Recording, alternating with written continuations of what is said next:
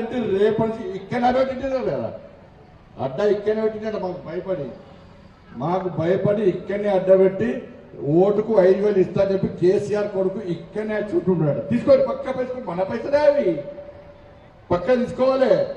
అవునా కదా? బుద్ధులు మాత్రం అటు బుద్ధి అనుకో వేస్తారా అటు వేస్తారా? అదే దొరికితే కొరికి చంపదట్టున్నావు కదా నువ్వు. ఇప్పుడు ఎందుకే అలా ఓటు అలాగే ఇప్పుడు ఓటు ఎందుకేయాలి? ఇంతకుముందు సరే నాకు ఓటేసారు, నాకు ఎంపీకి ఓటేసారు, నేను నిధులు పట్టుకొస్తున్నా ఓకే అదేమన్నా చెప్తాను. లెక్క అంతా చెప్తాను, లెక్క అంతా రాసుకొస్తా చెప్తాను నేను. ఇప్పుడు PRS లకు మొన్నటిదాకా ఓటేసి మున్సిపల్ కౌన్సిలర్కి గెలిపించారు. ఏమన్నా సిరిసిల్లలో మీకు సమస్యలు మారినాయా? వర్షం పడితే ఆ శాంతినగరు, శ్రీనగర్ కాలనీ అవన్నీ కూడా ప్రగతి అవన్నీ కూడా వర్షం వస్తే మొత్తం మునిగిపోతుంది కదా. ఆ వాడ మునిగిపోయి పక్క పెట్టు, సాక్షాత్తు కలెక్టరేటే మునిగిపోయింది. కలెక్టరేట్ మునిగిపోతుంది అక్క, ఇల్లు మునిగిపోతుంది అంటే ఎప్పుడో ఘటన అయిపోయాయి. ఇక కలెక్టరేట్ మొన్న కట్టిన కలెక్టరేట్ మునిగిపోతే పాప మా కలెక్టర్ సాబ్ ఏం చేసిందంటే, అరే కలెక్టర్ మునిగిపోయింది కదా పోవడానికి దారి లేదని చెప్పి ట్రాక్టర్లో వేడు. అది ఆ టీవీ వాళ్ళు చూపెట్టిన బిడ్డ నువ్వు నేను కలెక్టరేట్ కడితే నీళ్ళలో మునుక్కుంటూ పోవాలి కానీ ట్రాక్టర్లో పోతావు అని చెప్పి అదే కలెక్టర్ తీసి పడేసాడు. ఆ కలెక్టర్ మునుక్కుంటూ పోవాలట. ఇక్కడ కొత్త చెరువు ఉన్నది, కొత్త చెరువు పూడిక తీయలే, దానిలో పెద్ద ఐలాండ్ కడితే ఆ కొత్త చెరువుల నీళ్ళన్నీ సిరిసిల్లను మొత్తం ముస్తులేవా. ఇక ఇంకోటక్క మన ఇంట్లో మురుకు నీళ్ళు ఉంటాయి, డ్రైనేజీ నీళ్ళని ఒక మూల పెడతాం. దేశం మొత్తము సిటీలలో ఉన్న మురికి నీళ్ళన్నీ బయటికి పంపుతారు. మురికి నీటి శుద్ధి ప్లాంట్ అంటారు దాన్ని. ఆ బయటికి ఊరవతలు పంపుతారు. ఈయనకు ఎవరు తెలివిచ్చిండు, ఆయన తెలివి ఎక్కడదో అర్థం కానీ ఊళ్ళలో మురికి నీళ్ళని కలిపి సిరిసిల్ల కూడా వచ్చింది. మురికి నీళ్ళు బయటికి పోతాయా సిరిసిల్లకు వస్తాయా? చెప్పక బయటికి ఉన్నాయి సిరిసిల్లకు రావన్నా.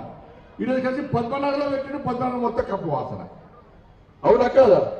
ఇవన్నీ కూడా ఇక నాశనం చేసిండు. ఇలా మళ్ళీ నేను ఏం చేస్తా అంటే పైసలు మొత్తం మొత్తం పైసలు వేసిన. ఇక వస్త్ర పరిశ్రమ ఏడున్నది సిరిసిల్ల. మరి యారింటి పోయి ఎడబెట్టాలి ఏడబెట్టిండు వేములవాడలో పెట్టాడు. అంటే పుండొకరైతే మందొకరు రాస్తాడు. తెలివి కది యారింటి పోయి సిరిసిల్ల పెట్టాలన్నా వేములవాడలో పెట్టాడు. పోనీ వేములవాడలో కన్నా ఉపయోగం అంటే ఏ ఉపయోగం లేదు. ఈడ పెడితే ఆ కమిషన్ల దొబ్బితే సిరిసిల్లోళ్ళు ప్రశ్నిస్తారని చెప్పి ఆ కమిషన్ల దందా కోసం కిలోకు కమిషన్ తీసుకుంటే ఆడబెట్టి తీసుకుపోయి యారంటి పోయి ఈడుండాలా ఆడబెట్టిడు. ఆ అప్రైల్ పార్క్ ఉన్నది, అది 10 షెడ్లు వేసిరు, అది స్టార్ట్ అయ్యాలి. దాని ద్వారా కార్మికులకు ఓనర్ చేసే వర్క్ ఓనర్ అనే పథకాన్ని ఏం లేకుండా చేసి ఇలా నాశనం చేసిండు. 220 యూనిట్లు పనిచేయాలంటే దాదాపు మొత్తం అన్ని మూతపడ్డాయి. ఇలా కార్మికుల పరిస్థితి ఎట్లుందో ఒక్కసారి అర్థం చేసుకోండి. ఇవాళ షెడ్లు వేసారు, కనీసం ఎవరికి మగ్గాలు ఇవ్వాలి. దాని గురించి వాళ్ళు మోసం చేస్తే BRS వాళ్ళు కాంగ్రెస్ వాళ్ళు ఈ 2 సంవత్సరాల కనీసం పట్టుకున్న పాపాన వాళ్ళే.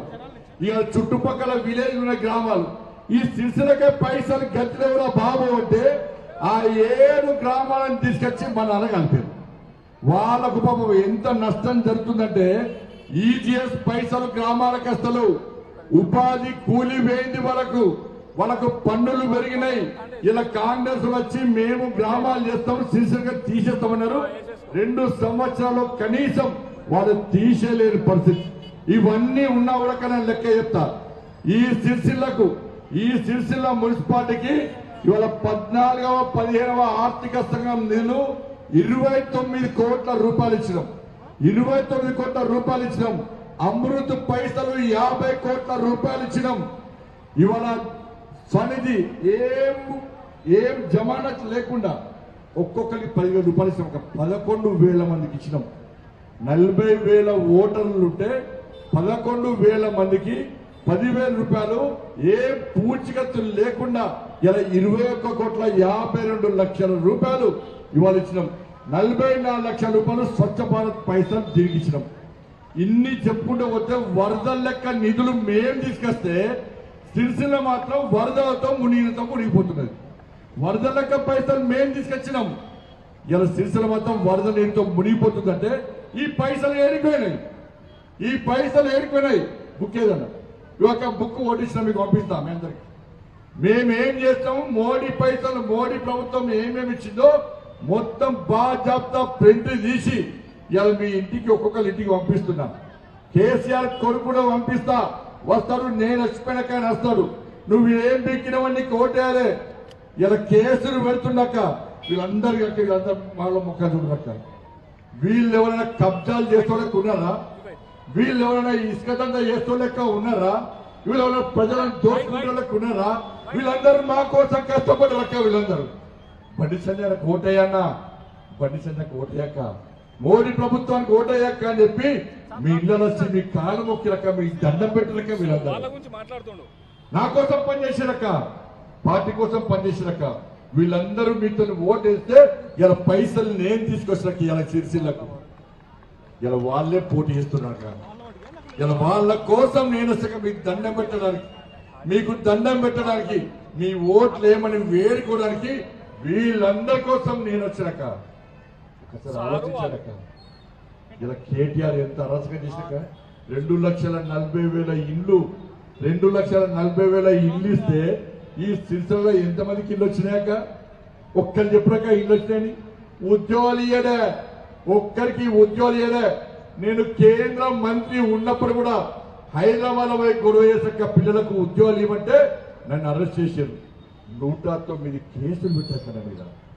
ఈ సిరిసిల్లకు కేసీఆర్ కొడుకు వచ్చిన, కేసీఆర్ అల్లుడు వచ్చిన, కేసీఆర్ వచ్చినా కూడా వీళ్ళందరినీ లోపడేసినాక వీళ్ళందరి మీద కేసులు పెట్టినాక కేటీఆర్ అప్పుడేమో పోలీస్ కేసులు పెట్టి నా మీద, ఇప్పుడేమో లీగల్ నోటీస్ ఇస్తాడు. ఇంకా నన్ను వేధించుడు బంజాలని చెప్పిన నేను మా అయ్య పేరు చెప్పి రాజకీయాలకు రాలే, మా తాత పేరు చెప్పి రాజకీయాలు రాలే, మా నాన్నమ్మ పేరు చెప్పి రాజకీయాలు రాలే. నేను బాగా చెప్తా, ఈ కరీంనగర్ జిల్లాలో దేశం ధర్మం సమాజం అనే ఒక నినాదంతో ఈ పేద ప్రజల బతుకులు బాగు చేయడం కోసం లాఠీ దెబ్బలు తిన్నా, జైలుకు పోయినా, కేసులు భరించి